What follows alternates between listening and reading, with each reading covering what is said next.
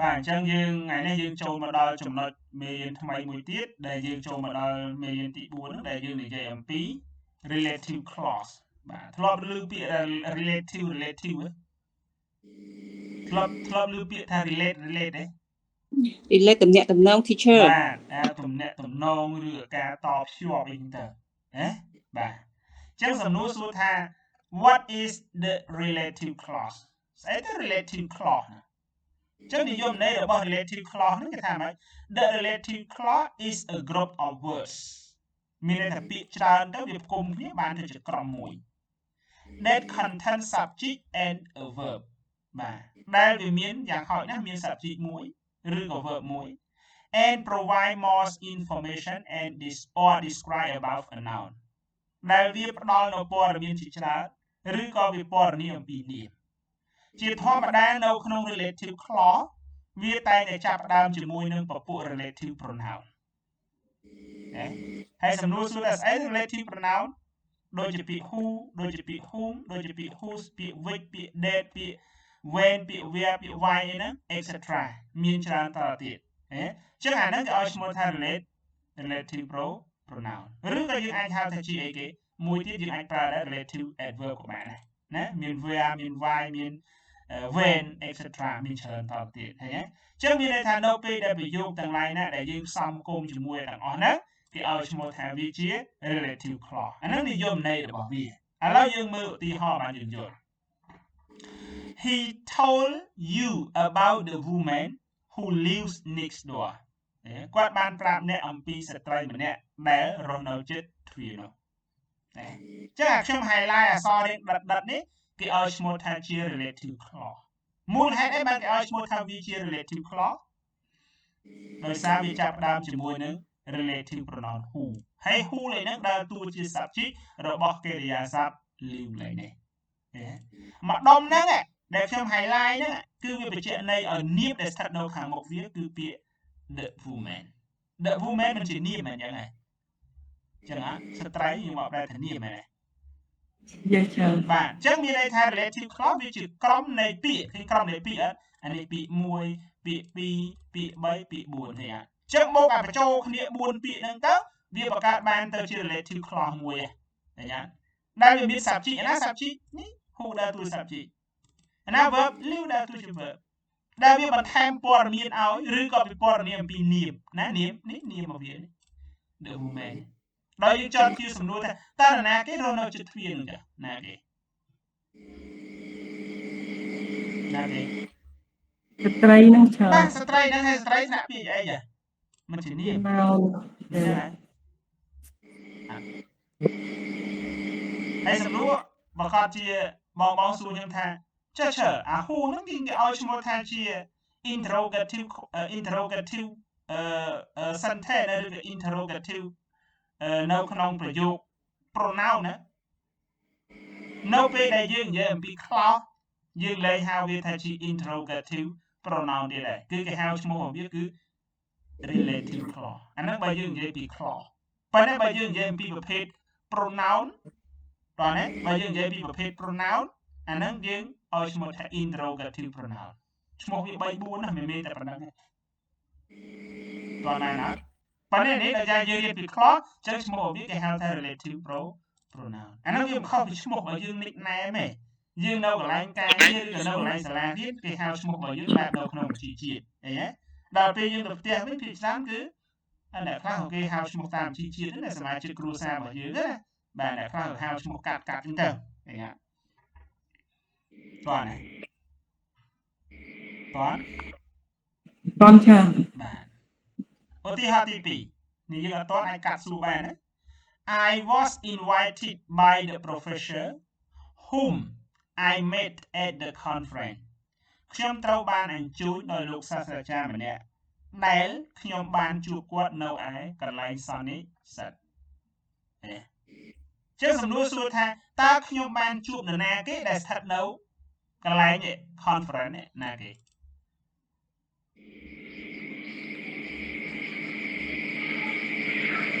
ណាគេ professor បាទ professor នេះមែនចឹងអាប៉ុណ្ណឹង វាបញ្ជាក់នៃពាក្យ professor នេះចឹងដើម្បីវាបញ្ជាក់នៃ professor ចឹងអាប៉ុណ្ណឹងគេឲ្យឈ្មោះថា relative clause ដល់ពេលយើងរៀនដល់មុខទៀតគេលែងហៅវាថាផ្សេងចឹងដូចគ្នាបើនេះគេលែងហៅឈ្មោះវាថាជា relative clause ហើយគេឲ្យឈ្មោះវាថាជាអីគេ adjective clause វិញនេះសិត adjective clause នេះ adjective clause អីយ៉ាងតោះណា adjective clause អីចាសំណួរសួរថាឈើមកកុំហៅ adjective clause ហ្មងចាំបាច់ហៅ relative clause ហើយដោយសារមេរៀនរបស់យើងនិយាយពី relative clause ចឹងខ្ញុំសូមនិយាយត្រឹមហ្នឹងតោះណាទៅស្អីដូចគ្នាហើយសំណួរសួរថាចុះបើសិនជាគេដាក់ប្រយោគចេះនេះគេអត់ប្រាប់យើងហើយគេសួរយើងគេដាក់ប្រយោគចេះដល់មានដាក់ចំណងជើងមេរៀននេះហើយខ្ញុំសួរយើងថាតើអាប្រយោគហ្នឹងគេហៅឈ្មោះថាជាអីជាប្រភេទអី clause យើងចង់ហៅទៅជា adjective clause ក៏ត្រូវក៏បន្ទុក100ហៅអីគេ relative clause ក៏ត្រូវបន្ទុក100ដូចគ្នាព្រោះបើយើងដាក់ប្រយោគតែឯងដល់អត់បញ្ជាក់អញ្ចឹងយើងហៅមួយណាក៏ត្រូវដែរមិនចាចឹងអត់ទាន់ឬក៏អត់ទាន់ច្រើនមានអីចោតជាសំណួរទេប្រយោគផ្សេងតោះមកសួរថាចេះច្រើននៅក្រោយនៅពីក្រោយហ៊ូពីក្រោយហ៊ូមពីក្រោយដេតអីហ្នឹងឧទាហរណ៍ថាហ៊ូនេះច្រើនប្រើលាវហ្នឹងគឺប្រើ es ជានិចចឹងច្រើនដល់ពេលដេតនេះលាវប្រើតែបងប្រើតែលាវពាក្យវាមាន e យើងស្រាប់តាឯងច្រើនមិនច្រើនដាក់ឯងបាទដាក់ឯង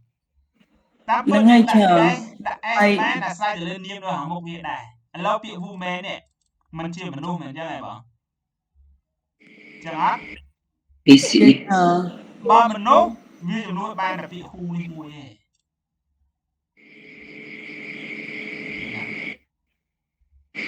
អញ្ចឹង verb ដែលនៅពីក្រោយ who ហ្នឹងយើងត្រូវមើលប្រធាននៅខាងមុខរបស់ who ហ្នឹងតើជាអីចឹងឯងច្រើនមើលអាហ្នឹងមើលនាមរបស់មុខពាក្យ who ហ្នឹងបើសិនជាតែ who ហ្នឹងដាក់ថា who មានចេះវិញអញ្ចឹងលីវនេះអត់មានអេឃើញបើសិនជាលីវនេះខ្ញុំដាក់ជា plural អាហ្នឹងអត់អេប៉ុន្តែបើសិនជាលីវហ្នឹងខ្ញុំដាក់ជាឯកវចនៈចេះចឹងអាលីវwoman ដាក់ជាឯកវចនៈចេះអាហ្នឹងលីវត្រូវមានអេវាយោងទៅតាមអញ្ចឹងណាតើបានទេបងប៉ុន្តែច្រើនដោយសារតែខ្ញុំមុនដំបូងខ្ញុំគិតថាឲ្យតែហ៊ូយើងប្រើលាវអីឯងយើងចំណាំអញ្ចឹងហ្មងមិនមែនទេណាច្រើនបងមានអេបន្ថែមអេកន្លែងនេះយើងបន្ថែមអេយ៉ាថែមអេយ៉ាងយល់เลยច្រើនហ្នឹងហើយប៉ុន្តែលាវនេះនៅពេលដែលពាក្យ who ពពួកអា relative pronoun ក៏ដោយពពួកដែល relative adverb ក៏ដោយនៅពេលដែលវាដើរតួជា subject គឺកិរិយាសព្ទហ្នឹងបើសិនតែនាមរបស់មុខវាជាឯកវចនៈគឺកិរិយាសព្ទបន្ថែម s ឬក៏ es អាស្រ័យទៅលើកិរិយាសព្ទណាយល់បានទេបងប៉ុន្តែផ្ទុយមកវិញបើសិនជានាមនៅខាងមុខវានេះជា plural វិញនេះយើងស្គាល់ plural ទេអ្នកដែលថ្មីស្គាល់ទេបាទ plural មានន័យថានាមដែលចាប់ពី2ឡើងទៅគេហៅ plural ហើយតើអត់ចឹងបើសិនជានាមហ្នឹងវាជា plural វិញចឹងមានន័យថាកិរិយាសព្ទនៅបន្ទាប់ពី relative pronoun ឬក៏ relative adverb ហ្នឹងគឺអត់មានបន្ថែម s ទេឬក៏ es ទេយល់បានទេអត់មានបន្ថែមអីទាំងអស់ព្រោះណាយល់បានអត់យល់បានច្រើនដល់ពេលទី3 do you have the book which John give you តើអ្នកបាទមានសិភៅដែលចនបានឲ្យអ្នកអត់ឬដែលចនបានផ្ដល់ឲ្យអ្នកឬក៏អត់ឃើញទេចឹងអាប៉ុណ្ណេះគេឲ្យឈ្មោះថាជា relative clause ឃើញអត់ relative clause ហើយអាកន្លែងនេះហេតុបានយើងត្រូវដាក់ which កុំដាក់ who ទៅដោយសារមុខនេះវាជាវត្ថុចឹង which នេះវាប្រើសម្រាប់តែវត្ថុចុះសំណួរសួរថាចុះបើខ្ញុំដាក់ date បានអត់ក៏បាននេះដាក់ date ក៏បានដែរដោយសារពាក្យ date ហ្នឹងជំនួសឲ្យមនុស្សផងជំនួសឲ្យវត្ថុផងប៉ុន្មានហ៎កន្លែងហ្នឹងដាក់ date ក៏ត្រូវដាក់ which ក៏ត្រូវកន្លែងហ្នឹងយល់បានអត់ដោយសារបើដាក់អញ្ចឹងដោយសារពាក្យ book នេះវាដើរតួជាវត្ថុគេមើលអញ្ចឹងណាយល់ឬអត់ Vô cho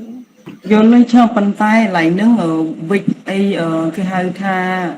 relative pronoun nâng mẹ chỉ subject đây lại nâng chờ nó mẹ nè បាទវាមិនមែនដើរទូរស័ព្ទជីប្រភេទវាចរទេតែពិតយើង bà ប្រើ chứ កន្លែងហ្នឹង chờ គឺប្រើប្រាប់ជាលក្ខណៈអីគេ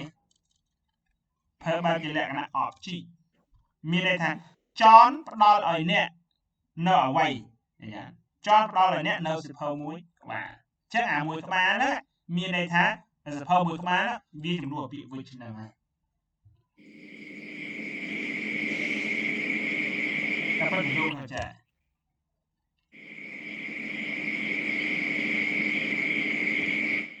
បើយើងសេប្រយោគសាមញ្ញធម្មតា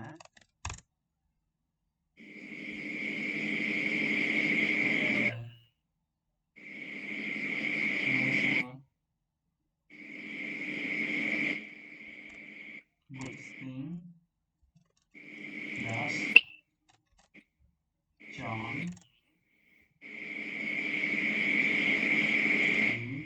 do you នេះសួរចាតើវត្ថុអ្វីដែល John បានផ្ដល់ឲ្យអ្នក John បានផ្ដល់ដល់ពេលឆ្លើយមកម៉េច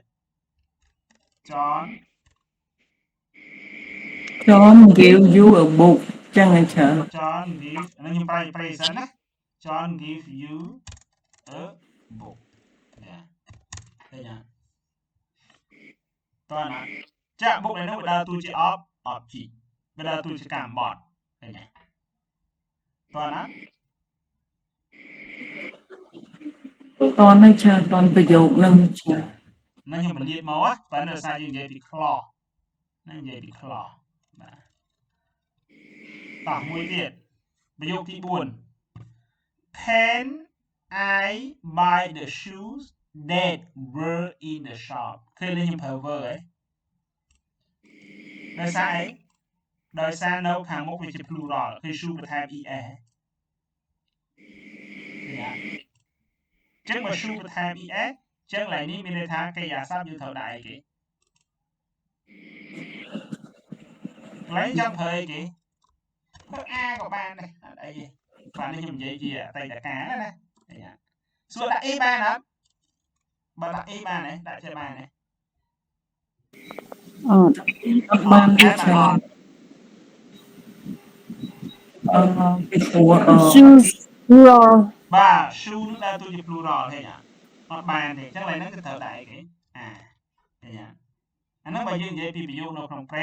present វាប្រើការនៅក្នុងបច្ចុប្បន្នប៉ុន្តែបើសិនជាប្រើការនៅក្នុងអតីតកាលដាក់ verb មកព្រោះ a បដូរទៅជាអតីតកាលមិន verb អញ្ចឹងហើយអញ្ចឹងអត់ yes បាទមានអីឆ្ងល់ទៀតសម្រាប់ relative clauseឲ្យchờ តោះបើអស់ហើយឥឡូវយើងមើលទៀតគេថា in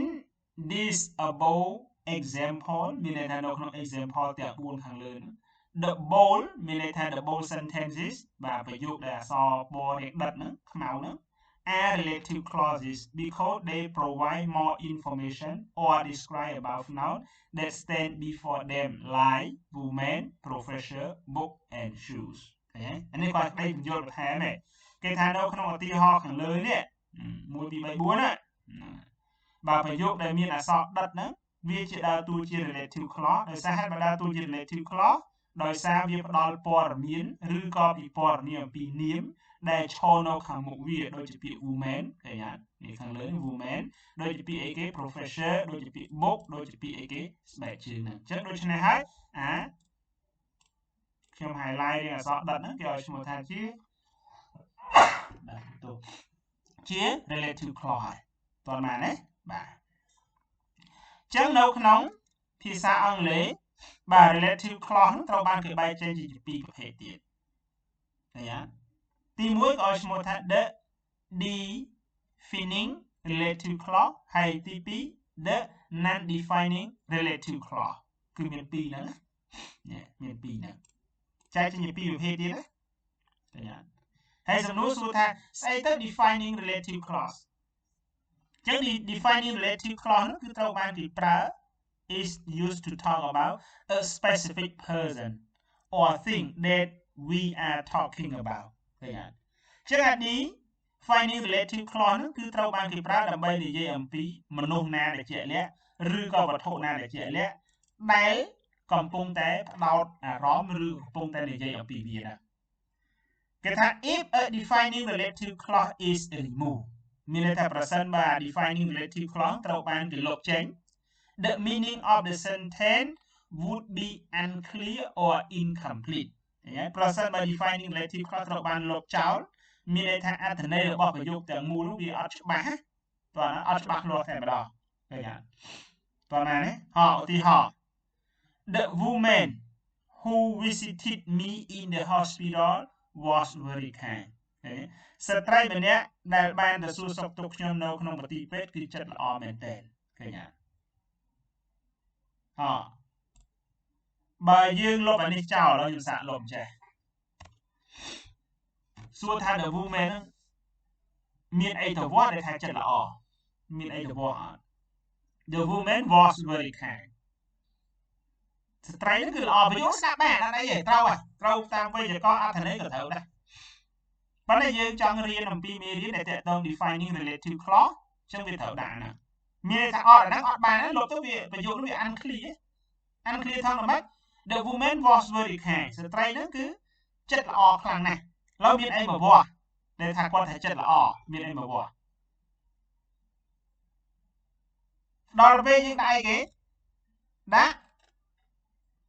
defining relative clause ចូលគឺវាស់ថងថាគាត់បានទៅសួរសុខទុក្ខខ្ញុំនៅមន្ទីរពេទ្យដូច្នេះយើងសន្មតគាត់ថាជាមនុស្សល្អឃើញអត់ទាន់ឬក៏អត់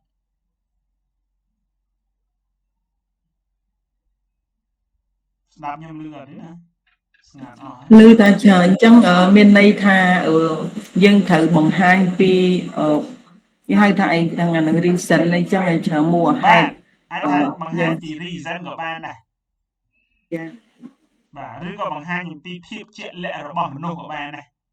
ឃើញភាពជាក់លាក់ហ្នឹងមិនជាក់លាក់របស់ស្ត្រីហ្នឹងម៉េចគឺបានទៅសួរសុខទុក្ខខ្ញុំនៅមន្ទីរពេទ្យឃើញអត់ហើយបន្តមកទៀតបានគាត់ចិត្តល្អឃើញអត់ទាន់បើគាត់អត់មានចិត្តសួរថាយើងអាចទៅអីគេទៅមើលនៅក្នុងមន្ទីរពេទ្យកើតដែរសួរសុខទុក្ខយើងក្នុងមន្ទីរពេទ្យកើតដែរឃើញអត់បើលុបវាទៅប្រយោគនោះវាអត់ចង់និយាយថាប្រយោគវានៅតែអត្ថន័យនៅតែត្រូវចឹង The woman was very kind នៅតែត្រូវចឹងប៉ុន្តែគាត់ណាកន្លែងនេះយ៉ាងម៉េចវាអត់ clear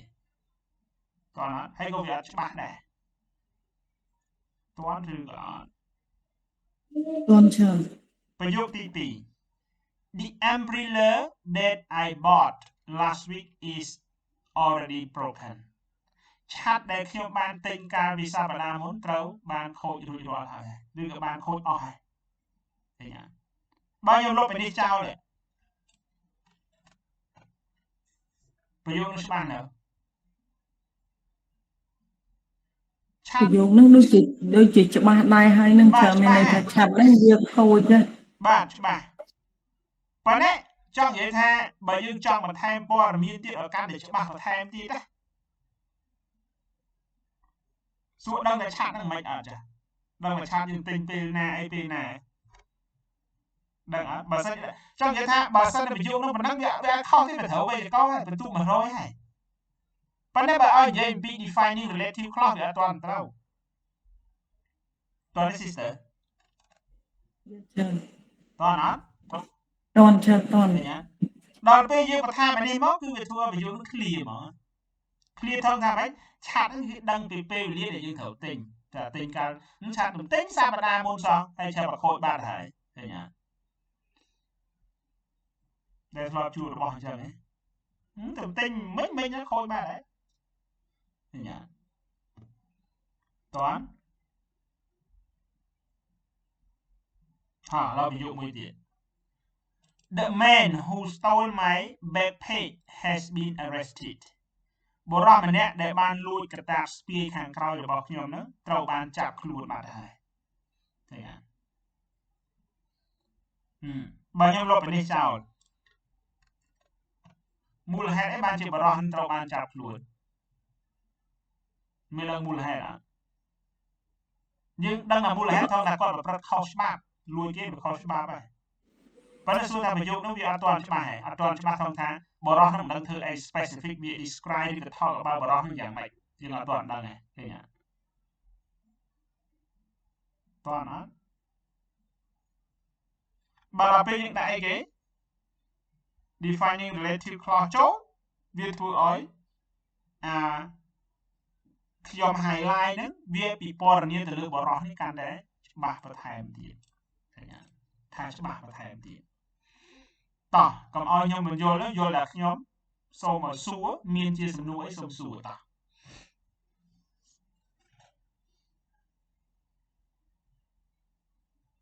ម្ល៉េះនឹងដូចអត់មានទេចា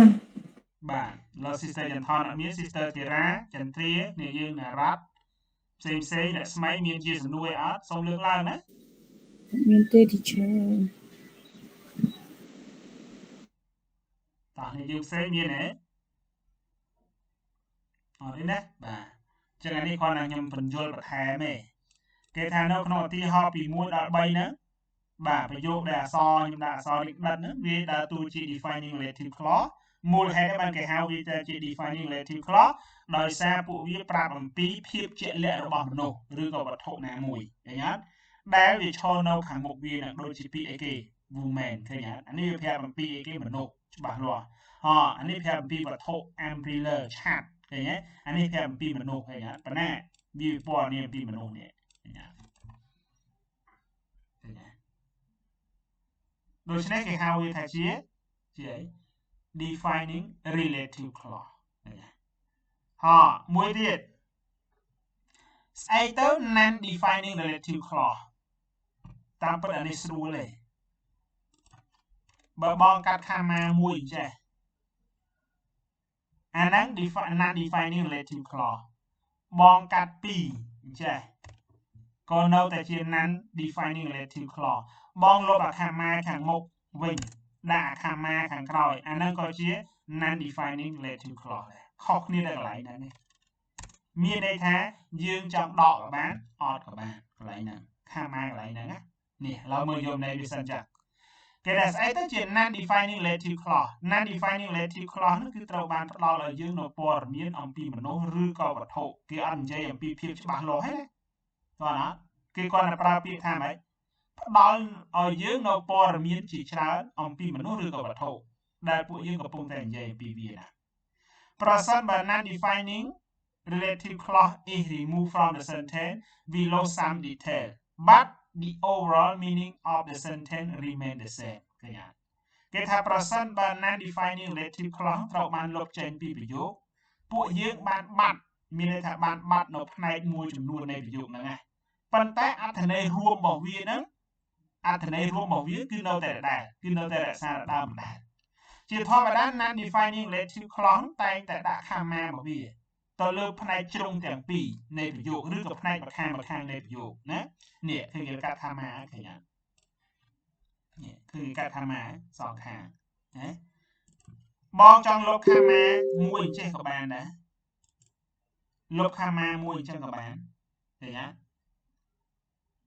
បងចង់ដាក់អាខាម៉ាខាងក្រោយលុបអាខាម៉ាខាងមុខអញ្ចឹងក៏បានដែរឃើញអត់បើសិនជាបងលុបទាំងពីរអាហ្នឹងលែងចូលអីគេលែងចូល non defining clause ចូលអីគេចូលជាប្រយោគអីវិញហ៎ដឹងអត់ចូល defining relative clause yes អត់ប៉ុន្តែខុសគ្នាតែប៉ុណ្ណឹងឯងបើដាក់ខាម៉ា non defining relative clause បើដកខាម៉ាចេញ defining relative clause ខុសគ្នាតែប៉ុណ្ណឹងឯងចឹងឧទាហរណ៍ the farmer whose name was Fred has sold us 10 pounds of potatoes កសិករម្នាក់ដែលមានឈ្មោះថា Fred ហ្នឹងគាត់បានលក់ឲ្យយើងបាទនៅដំឡូងបាទចំនួន10 pound បាទចំនួន10 pound ឃើញអត់ចឹងសំណួរសួរថាយើងដកបានអត់នេះដកបានដែរបំផុតប្រយោគនោះវាលែងដើរតួជា non defining clause វាជាប្រយោគសាមញ្ញធម្មតាឃើញអត់ហើយបើយើងលុបវាបាត់គាត់អាបាត់ព័ត៌មានមួយចំនួនទេប៉ុន្តែអត្ថន័យដើមដដែលនៅតែដើមដដែលកសិករដែលបានលក់បាទឲ្យពួកយើងនៅដំឡូងចំនួន 10 pound តម្លៃ10 pound ឃើញទេនេះតោះណាណាអានេះអីបែតាបងយល់អំពី defining relative clause and non defining relative clause ទៅឯងព្រោះនេះវាខុសគ្នាតែខាងម៉ាទេឃើញទេចង់ដាក់ខាងម៉ាមួយចេះក៏បានខាងមុខចេះក៏បានដាក់ក្រោយចេះមួយចេះក៏បានឃើញទេហើយប្រយោគទី2 elephants which are the largest land by mammals live in herds of 10 or more adults ឃើញទេមានតែសត្វដំរីដែលជាសត្វអីគេ mammal ដែលតែសត្វចិញ្ចឹមកូននៅតែដោះបាទហ្នឹងហៅថានេកសត្វណាបាទដែលមានមាឌធំសម្បើមបាទរស់នៅជាវងបាទចំនួន10ឬក៏បាទរស់នៅច្រើនជាងនេះឃើញទេអានេះគ្រាន់ជាឧទាហរណ៍ហ៎ហើយបើសិនលោកអានេះបានអត់ក៏បានប៉ុន្តែគ្រាន់តែអីគេវាបាត់ផ្នែកនៃព័ត៌មានរបស់វាតែប៉ុណ្្នឹងឯងណាបាទទី3 the author who graduated from the same university I did gave a wonderful presentation បាទអ្នកនិពន្ធដែលបានបញ្ចប់ចេញមកពីសាកលវិទ្យាល័យដែលខ្ញុំធ្លាប់បានបង្រៀនធ្លាប់បានរៀនបានផ្ដល់នៅអីគេការធ្វើបទបង្ហាញដ៏អស្ចារ្យមួយឃើញទេឃើញម្ដងខ្ញុំកាត់ខាម៉ានៅចុងវិញនេះឃើញទេនៅតែជា non defining relative clause ដែរឃើញទេបើដកចោលទាំងពីរអានឹងវាលែងជាអីគេហើយបើដកចោលទាំងពីរវាចូលអីគេវិញហើយដឹងអត់ចូលអីគេមួយគេអស់ហើយទៅចោលខ្ញុំអស់ហើយមើលចាំមើលបាទស្ងាត់ខ្ញុំខ្លាចខ្ញុំនិយាយម្នាក់ឯងបាទតោះតើ sister ចន្ទថន sister ធីរ៉ានិយាយផ្សេងៗតើអត់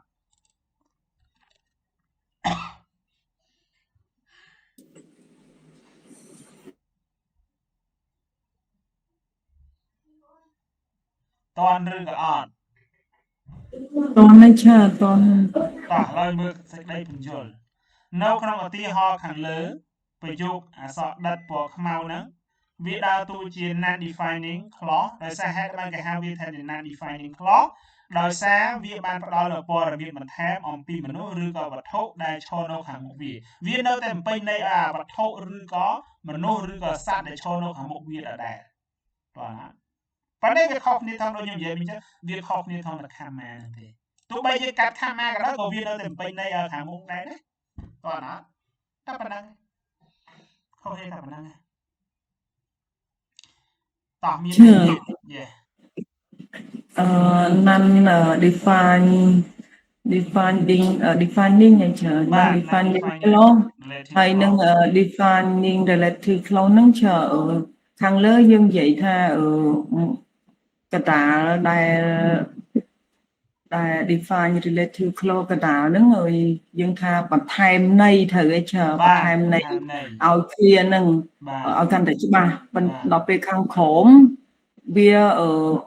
បន្ថែមន័យដូចគ្នាមិនមែនទេច្រើនបន្ថែមន័យដូចគ្នាបាទប៉ុន្តែវាខុសគ្នាថងបន្ថែមន័យវាកាត់ខាម៉ាបានណែនៅតែបន្ថែមន័យដូចគ្នាហ្នឹងបងហើយណាយល់អត់បងប៉ុន្តែវាខុសគ្នាអីគេខាម៉ាដាក់សញ្ញាក្បៀសតែប៉ុណ្្នឹងតើឬអត់បងចាបន្ថែមបើយើងគិតថាចេះច្រើន non defining relative clause នេះបន្ថែមន័យនេះបន្ថែមឲ្យប្រធាននេះច្រើនអញ្ចឹងហ៎បាទបន្ថែមន័យឲ្យនេះបន្ថែមន័យដូចតែខាងលើ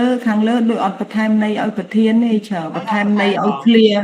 ប្រធានទាំងមូលទេហ៎មិនអត់បន្ថែមនេះបងបន្ថែមឲ្យនេះឡើយខ្ញុំសួរបងថាតើនរណាគេដែលទៅសួរសុខទុក្ខខ្ញុំនៅមន្ទីរពេទ្យ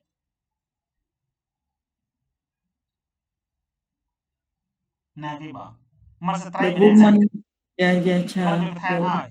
ហើយស្អីគេដែលខ្ញុំបានទិញកាលពីសប្តាហ៍មុនស្អីគេចាឆាប់នឹងមកច្រើនតើនរណាគេបានលួចកតាស្ពាយខាងក្រោយរបស់ខ្ញុំណាស្ត្រីបុរសនឹងច្រើនឃើញហ៎នេះខ្ញុំសួរទៀតហើយតើនរណាគេដែលមានឈ្មោះថា Fred នឹងណាគេ farmer ច្រើន farmer ហ្នឹងហើយតើសត្វធនិកសត្វអីដែលធនិកសត្វដែលរស់នៅលើដីអីដែលធំជាងគេបំផុតelephant បាទ elephant ខ្ញុំជាក់នេះ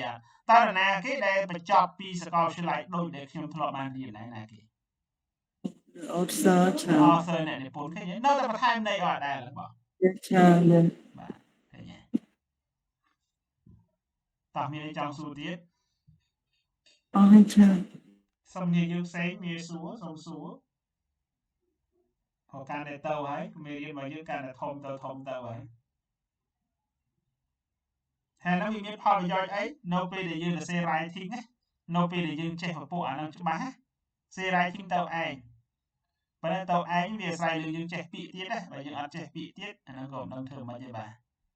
តើយើងចេះពាក្យហើយបើយើងអត់ចេះពាក្យទេយើងចេះអាពាក្យណាស្រាលយើងប្រើវិធីសាស្ត្រមួយបែបពន្យល់បដ ாய் តា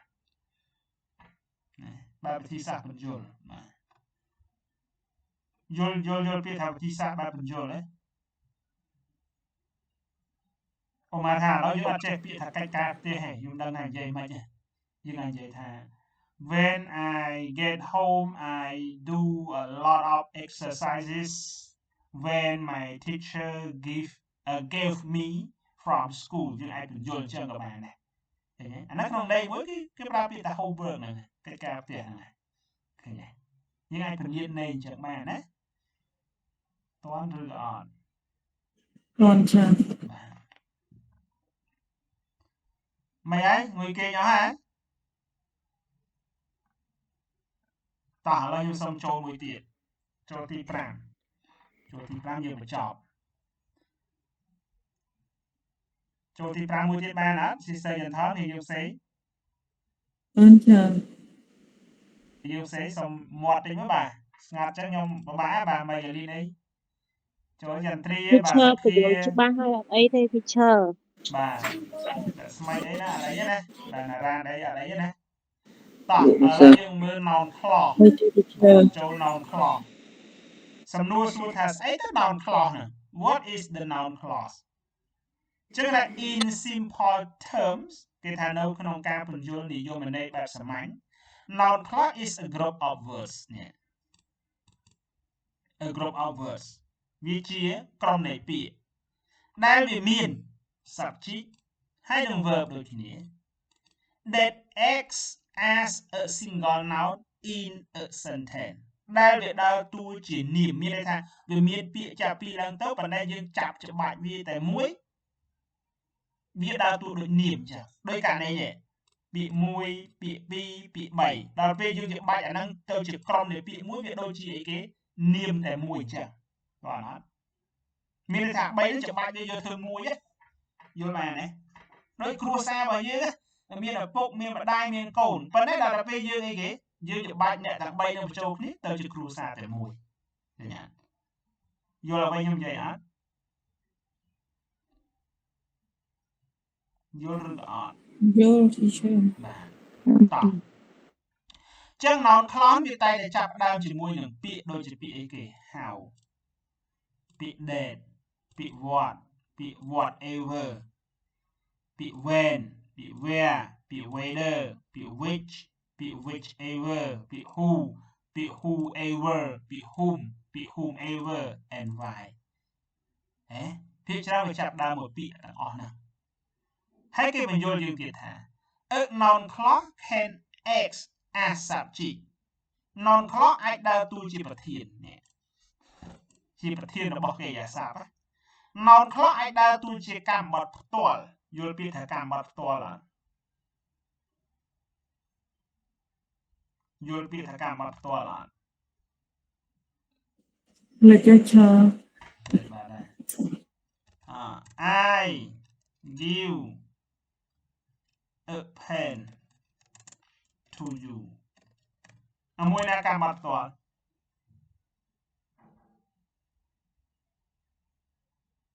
មួយណាកម្មបត្តិផ្ទាល់ give អមិន give យើងកិរិយាសព្ទណា literature នេះប្រយោគនេះបងប្រយោគនេះ នឹងហើយអត់ដឹងទៅមកទៅច្រើន កម្មបត្តិផ្ទាល់កម្មបត្តិផ្ទាល់គឺជាកម្មបត្តិដែលឈរនៅបន្ទាប់ពីកិរិយាសព្ទឡូវពីអីដែលឈរនៅបន្ទាប់ពីកិរិយាសព្ទចា pen ពីអី pen នោះច្រើន បាទphêហ្នឹងហើយឃើញអត់ នឹងជាណោនតែឆ្លើ បាទជាណោនមិនជាកម្មបត្តិណោនមិនជាកម្មបត្តិបង រៀនយូរកាន់តែក្រោយ រៀនយូរកាន់តែទៅណាឆ្លើ ណោនហ្នឹងឯងជាកម្មបត្តិហ្នឹងឯងបងប៉ុន្តែដើរតួបានច្រើនណាបងនាមដើរតួបានច្រើនណាអត់នេះក៏ត្រឡប់មើល Panel Speak ទេបើមិនចឹងទេចប់អាខាញ of sentence ដល់បកទៅ Panel Speak ឡើងវិញអីចឹងមក ហ្នឹងណាដាក់ថាថ្មីវិញទៅអញ្ចឹង តាមសារថ្មីវិញក៏បានដែរឆ្លើ ទៅមកឆ្អិនទៅវិញមិនអត់វិញនេះ វិលវល់ក្នុងវិលវត្តសង្សារ ហ្នឹងហើយបើថាបានប៉ុនចិនថនទៅអីខ្ញុំទៅវិញបាត់ឈឹងបាត់ ទីស្ទើរធារានៅឃើញខ្ញុំរងចាំពាក្យហ្នឹងប្រហែលជា10ឆ្នាំមកហើយមកគូនិយាយ ហ្នឹងអូនិយាយចេញមកនិយាយត្រូវចិត្តម៉ាំងហ្មងខ្ញុំមិនហ៊ានវាចាទីឈើចេះសងំហ្នឹងសួរថាយល់អត់ខ្ញុំមិនហ៊ាននិយាយដល់ទីឈើប្រហើបហ្នឹងអញ្ចឹងតែហ្មងអបដ ாய் ឲ្យពេលវេលាទៅក្រោយវិញ បាទ ហ្នឹងហើយចង់បង្វត្តពេលវេលាថ្ងៃក្រោយ ពេលវេលាទៅក្រោយវិញមានការស្ទងលុយគេជារួចហើយតែក្រោយវិញច្បាស់ ដល់ពេលអា to you នេះគេឲ្យឈ្មោះថាកម្មបត្តិប្រយោលនេះ indirect speech ហើយបើចង់ឲ្យបាត់ to យើងអាចសេចេះបានប្រយោគហ្នឹងណា I give you a pen ប៉ុន្តែវានៅតែអីគេនៅតែ a pen ដើរតួជាកម្មបត្តិផ្ទាល់ហើយ you ដើរតួជាកម្មបត្តិប្រយោលដែរដល់ពេលយើងបង្រៀននោះគឺបានប្រយោគនេះខាងលើនេះ ខាងលើនៃ អូឆ្លើយចឹងពីរហ្នឹងសេមួយណាក៏បានដែរឆ្លើយណោះ ក៏បានដែរបង ចឹងបានខ្ញុំឆ្ងល់យូរហើយឆ្ងល់ថាហេតុអីបានជួនណាយូរមកនៅមុខជួនណាយូរមកនៅក្រោយ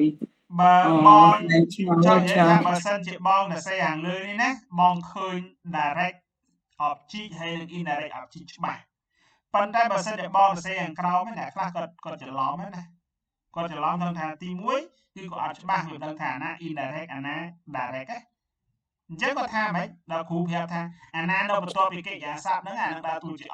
ដើរតួជា indirect ដើរតួជា direct object ឆ្លងគាត់ថា you នេះដើរតួជា direct object ឃើញទេដល់ពេល append ដើរតួជា indirect ព្រោះវាមិននៅជាប់កិច្ចការសព្ទ give ណាមិនចាតែពិតខុសហ្នឹងណាគឺ append នេះវាដើរតួជា direct object you នេះវាដើរតួជា indirect object direct object ខ្មែរយើងគេបកប្រែថាកម្មបត្តិផ្ទាល់ដល់ពេលដែល indirect object អ្នកខ្លះគេបកប្រែថាកម្មបត្តិប្រយោលហ្នឹងទៅអ្នកខ្លះគេបកប្រែថាកម្មបត្តិមិនផ្ទាល់ហ្នឹងទៅកម្មបត្តិមានន័យថាម៉េចអ្នកទទួលរងនៅអំពើយល់អត់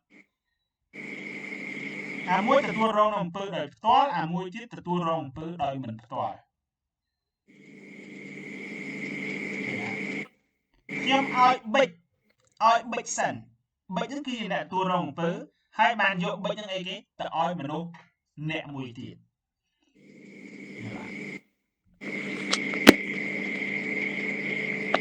តើឬក៏អត់ សនឆ្លើយ ដោតលើអត្តន័យછેមើលដោតទៅលើរូប អនខ្លះដើរតួជាកម្មបត្តិរបស់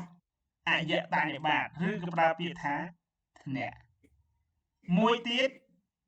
ណនខ្លះដើរតួជា predicate nominative predicate nominative គឺសំដៅទៅលើអីគេ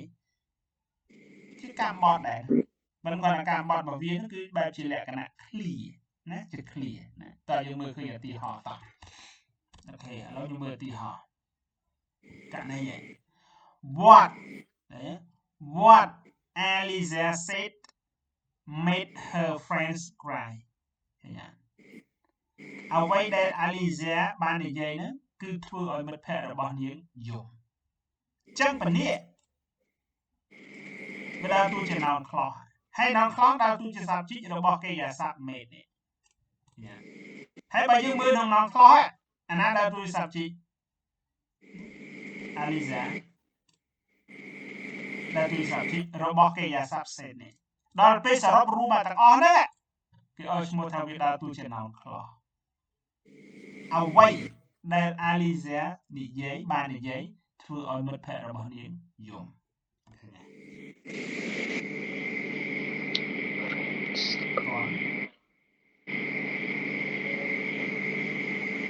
តន់កន្លែងហ្នឹងឈើប៉ុន្តែអត់តន់កន្លែង verb ទៀតទៅឈើឧទាហរណ៍ថាយើងអាចថែមអីបានទៅឈើឡើងនឹងsubject វាហ្នឹងយើងអត់មានត្រូវថែមទេឈើ បើ ឡើង សិន នឹង ចេះបងបើសិនខ្ញុំអត់ប្រើជា past ព្រោះខ្ញុំប្រើជា past tense ណា make it past មែនណាបើខ្ញុំប្រើអញ្ចឹងណា ហ្នឹងហើយឈើបើប្រើអញ្ចឹងវិញ ជាបច្ចុប្បន្នអញ្ចឹងវិញណា យេ អាហ្នឹងគឺបងបន្ថែម s ធម្មតាប៉ុន្តែដោយសារអីគេយាស័ព្ទរបស់យើងប្រើជា past ដែរអញ្ចឹងចឹងបើសិនប្រើយើងអត់ត្រូវការយល់បានទេបងវាត្រង់អានេះគេប្រើចេះដែរ Say A បាទ ឈើអញ្ចឹងឥឡូវឈើឧទាហរណ៍អញ្ចឹងណាឈើឧទាហរណ៍ថាយើងមើល verb នៅខាងមុខមួយនេះ verb ទី1ហ្នឹងថែម s អាក្រោយហ្នឹងត្រូវថែម s ដែរត្រូវទេឈើអញ្ចឹង មើល ហ៎ បងមើលថាតើប្រយោគនោះវាជា singular ឬក៏ plural ដែរប្រយោគទាំងអស់ហ្នឹងតើវា singular ឬក៏ plural The past ពេលវិញទៀត តោះទេបង តន់ឈើប៉ុន្តែលើឈើមើល what Alisa say ហ្នឹងឈើថាអីគេ plural ហើយ singular យើងមើលឡើងណាឈើ ខ្ញុំព្យាមើលមួយណា មានអី plural នេះបណ្ដាទូរស័ព្ទជីមែនទេបងរបស់គេយាស័ព្ទ say នេះ យេឈើ អញ្ចឹងអា say នោះត្រូវថែម s មែនទេបង យេឈើ បាទហើយបងសរុបអារូបទាំងអស់នេះដែលខ្ញុំ highlight នេះវាដើរតួជា noun clause ប៉ុន្តែ noun clause នេះហ្នឹងគឺ noun clause បែបជាលក្ខណៈ singular ទេមិនជា plural ទេហើយដើរតួជា subject ទៀតមុខងាររបស់វាឡើយហ្នឹងដើរតួជា subject ទៀតឃើញទេតោះបង តនេះឈើអញ្ចឹងយើងដោយសារអី what Alisa say ហ្នឹងមានន័យថា Alisa ហ្នឹងវាជា singular អញ្ចឹងដល់ឈើណោះ yes singular ចឹងគេយាស័ព្ទហ្នឹងគឺត្រូវអីគេបន្ថែម s ដែរ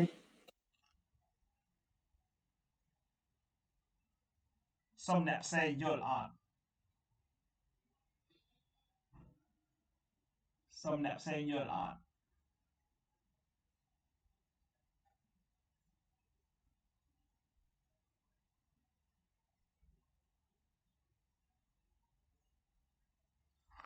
មកយកស្ងាត់ហើយ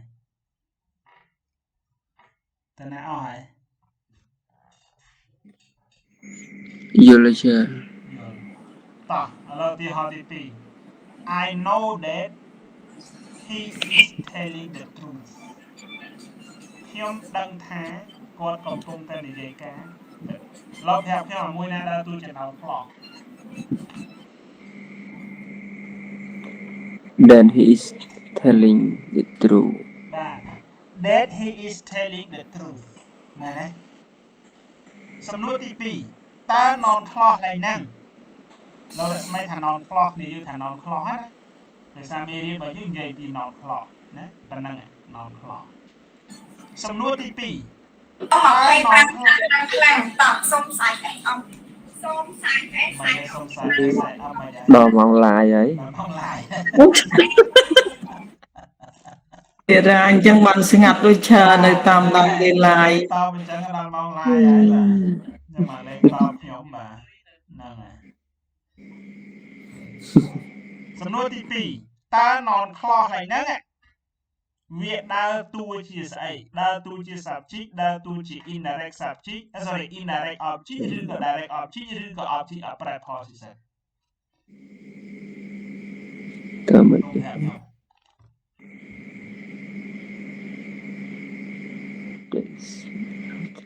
ដើរតួជា I think that direct object ឈើ direct object បងមានអំណះអំណាងអី No អំណាចហ្នឹងគឺវានៅចិត្តវានៅជាប់នឹងគេយ៉ាស័ព្ទ no teacher នៅជាប់គេយាស័ព្ទ no បាទនេះយើងឃើញឯកភាពអត់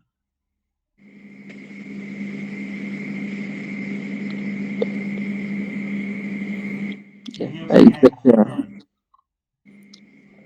យល់ស្រប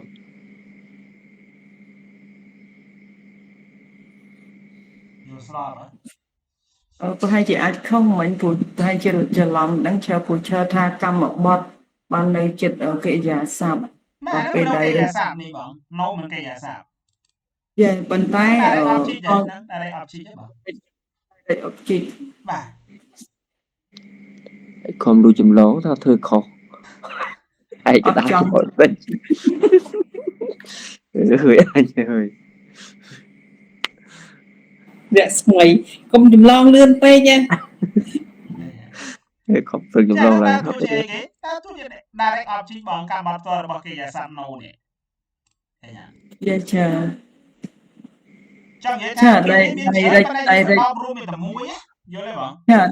direct object ហ្នឹងមានន័យថាកម្មបត្តិយើងហៅបានពីរអញ្ចឹងឯងច្រើន កា អ រប ញ្ចឹង ត់ ហ៎ ផ្ទាល់ direct object បត់ ការបត់ផ្ទាល់ ចាយល់ គឺ ចា ផ្ទា ចាំ ល់ ត្រូវ ជាមួយផ្ទាល់ជាមួយនឹង យ នេះ ល់យកអាហ្នឹងឯងច្រើនកុំអាលអ្នកស្មីកុំអាលហើយកណ្ដាស់ចោល បាទ អូខេទីហោទី3 please pay attention to what the teacher is saying សូមយកចិត្តទុកដាក់ទៅជាមួយនឹងអ្វីដែលគ្រូកំពុងតែនិយាយមួយដែលចំណងខ្លះ pay attention មួយដែលដើរតួចំណងខ្លះ what the teacher is saying teacher បាទ what the teacher is saying ណនខ្លះសំណួរទី2តើណនខ្លះនេះវាដើរតួជាស្អីតួនាទីរបស់វានឹងដើរតួជាអី pay attention អាចតួជា indirect ចា indirect indirect មែនទេបង indirect មែ sẽ ន cái ពាក្យ ចា ធូរនេះដើរតួជាអីពាក្យធូរនេះ cú verb នេះ verb វាយអត់ គូណា verb to preposition នៃចា បាទ preposition preposition ណែ ចឹងឯនឹងវាដើរតួជាការបត់ផ្ទាល់របស់អីគេ verb là preposition ហ្នឹងចឹងចា បាទរបស់ preposition ហ្នឹងឃើញអត់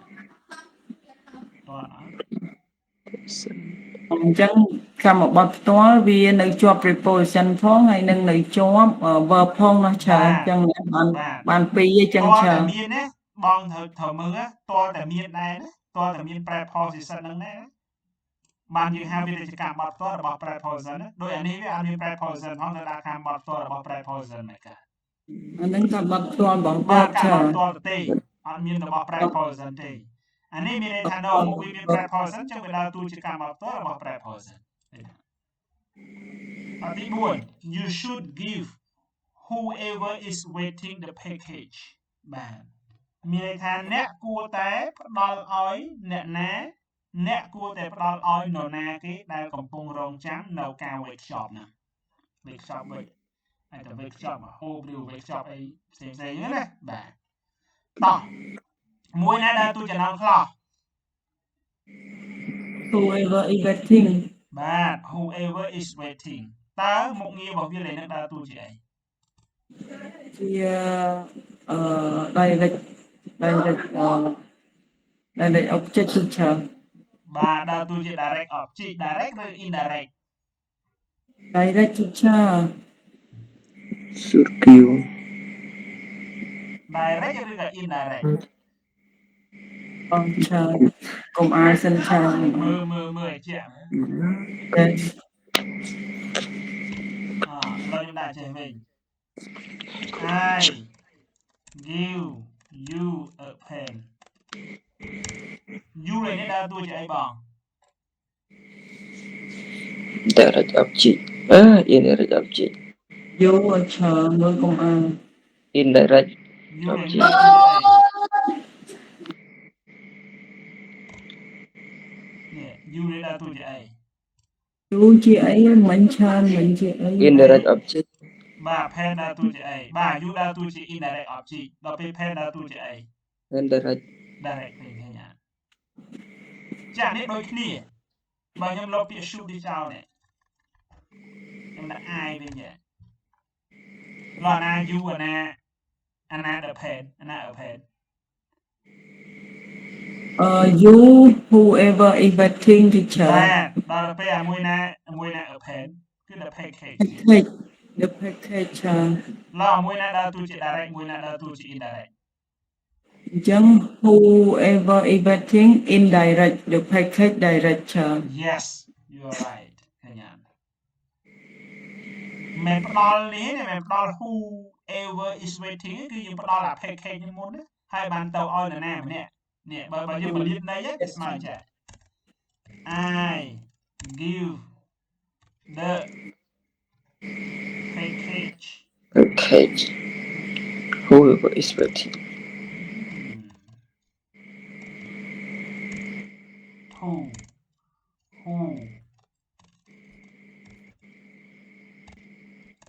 ever is waiting ចា copy មកខមឃើញទេដល់ពេលអានេះយើងពលាតន័យវិញស្មើជា I give a pen to you ចាខ្ញុំដាក់ចឹងយល់អត់ យល់ ដាក់ចឹងយល់អត់ យល់ច្រើនយល់ បានណាបាទតោះឥឡូវវិញខ្ញុំដាក់អីគេមានប្រយោគដើមគេដាក់ម៉េច you should ដែរ you should